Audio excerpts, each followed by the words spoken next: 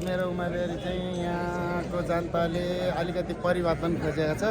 म परिवर्तनको एउटा प्रतिनिधि मात्रै उभिएको हो। सङ्घसभाको विकासको लागि तपाईँको योगदान के हुनेछ? मैले जानेको चाहिँ अब यो सङ्घसभामा अहिलेसम्म हामीले जतिजना यहाँबाट विजेता भएर गए तापनि सङ्घसभाको पर्यटन क्षेत्रमा चाहिँ कसैले पनि त्यति राम्रोसँग योगदान नगरेको देखिएको छ।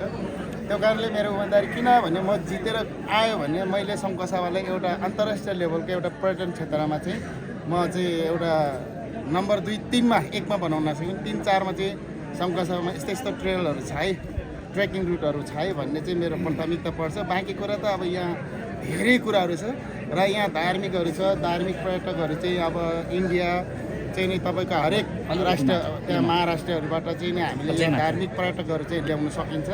त्यो पनि मेरो दोस्रो प्राथमिकतामा पर्छ। अब बाँकी भएको त अब सबै राज्यले नै गर्ने कुरा हो, हामीले गर्ने त अब त्यही एउटा प्रयास नै त हो। तपाईँ जित्ने आधार चाहिँ के हो? म जित्ने आधार चाहिँ अब म यहाँ तपाईँहरूले मैले भन्नु पर्दैन होला। म जित्ने आधार भनेको चाहिँ के हो भने अहिले राजनीति हामी अब उम्मेदवारले गर्ने होइन रहेछ। सङ्घसभामा राजनीति गर्ने चाहिँ अब जनताको पाला आएको रहेछ। अब जनताले जसले जिताउँछ त्यही जित्ने रहेछ भन्ने कुरा बुझियो।